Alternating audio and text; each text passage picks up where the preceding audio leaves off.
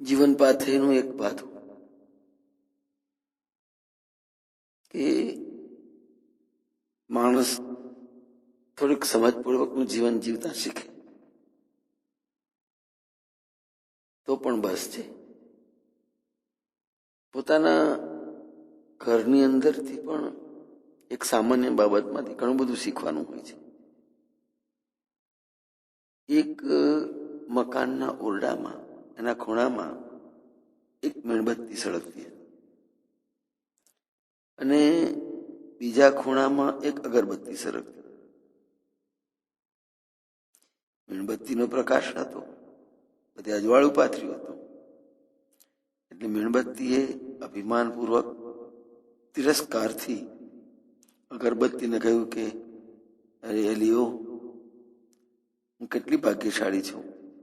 જો ને ચારે બાજુ મારો પ્રકાશ ફેલાઈ રહ્યો છે અને બધા મને જ જુએ છે, મારી તરફ જ બધાનું ધ્યાન છે.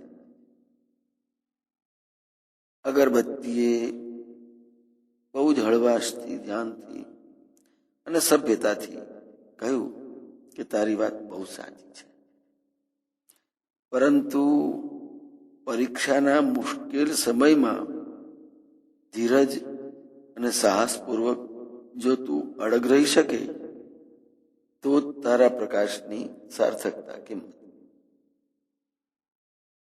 મીણબત્તી પોતાના અભિમાનમાં બહુ જ મસ્ત હતી. એણે અગરબત્તીની વાત તરફ જરાય ધ્યાન આપ્યું નહીં અને એટલામાં પવન ફૂંકાયો અને એ પવનના જોરથી મીણબત્તી ગુલવાઈ ગઈ. પરંતુ અગરબત્તી વધારે ઝડપથી પોતાની સુગંધી ફેલાવા લાગી. જે પ્રકાશ પવનના એક નાનકડા સપાટાનો સામનો ના કરી શકે એ શું કામ? એની તાકાત કેટલી! ક્ષણિક ઉપલબ્ધિ બદલ અહંકાર કરવો એ મૂર્ખ લોકોનું કામ છે. જય મહારાજ.